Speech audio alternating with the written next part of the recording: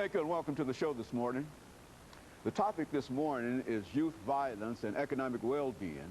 And we have to talk about youth violence and economic well-being. Mr. LGreenlee, who is the president of Galaxy Star Drug Prevention Program. And with Mr. Greenlee is Mr. Willie Sims, a community organizer, and he is also known as Big Fellow.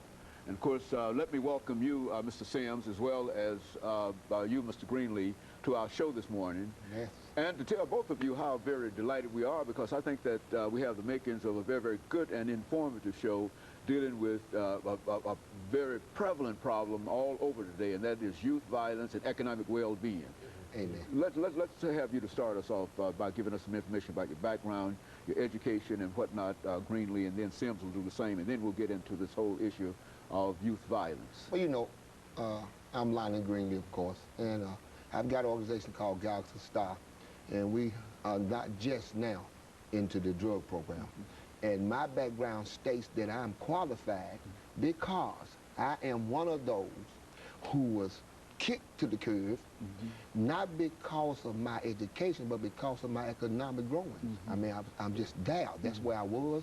That's where I've grown up. And I'm the prime example that wherever a man grows up, if given the proper resources, he can come out of it. He can come out of it. I didn't get my GED till I went to prison. But I read 3 to 5 books every month. How can that be? You see, I was a menace to society, but now I'm healing that same environment. So we have to deal with these young boys on this whole issue of why is this violence? I mean, do a person wake up in the morning and says they're going to be a killer? Or do a person wake up in the morning and says they're going to sell drugs? What drives us? So that's my whole background, and that's why I'm so into what I do. Very good. And of course, Mr. Big Fellow, a.k.a. Mr. Sims, why don't you give us some information in reference to your situation? Well, like you said, sir, it's nice to meet you too. My name is Big Fella. I have a cooking show, Cooking with Big Fella, the Hustling Gourmet. Also, I'm a recording artist, had recording deals and big labels and things like that. And I'm kind of in the same boat on a different side. I never been to jail, nothing like that, but I'm from the same bottom of the tree like everybody else. And if I could do the thing, and I haven't really had any, I don't look at it as success. It's still a ladder I'm always climbing. But I feel like if I could do the little stuff that I've done, anybody can do it. It's just providing the right tools and giving somebody, people believed in me and wanted to see me win. So I'm still kind of a product of that. I'm still trying to fulfill all those people that told me they thought I was going to do something in my life. I'm trying to live up to that. And no money is a recipe for disaster, but if you put a little bit of extra in it, you can really make something. Very good. And of course, Ms. Greenlee, looking at youth violence and economic well-being, what are some of the things that you can tell our audience? And I think that anything you might say we've heard 1,000 times before from other folks and all over, and except, but say it in your way that would indicate that there is some kind of hope if we might be able to do something with the economic well-beings of these young people, black, white, Hispanic, or whatever they might be, that we might be able to have reduced this violence that we find all over the world, but especially all over the United States of America.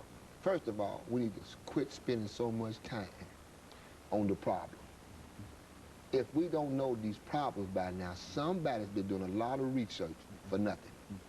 We need to start having solution meetings, strictly about the solutions.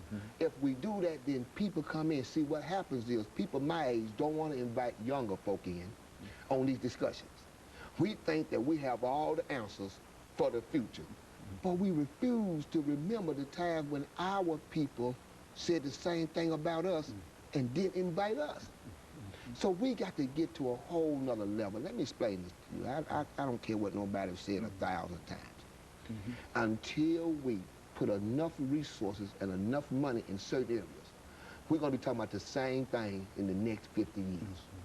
Bottom line. Yeah, that's the bottom line. That's the bottom line. And of course, Mr. Sims, we're getting ready for our first commercial break.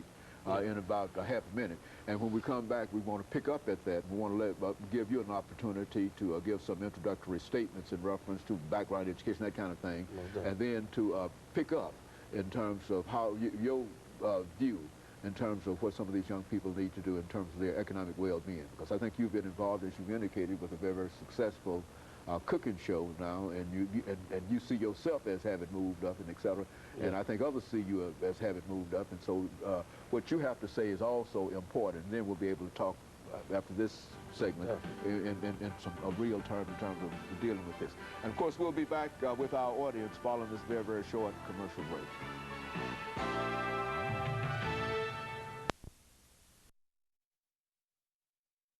Is youth violence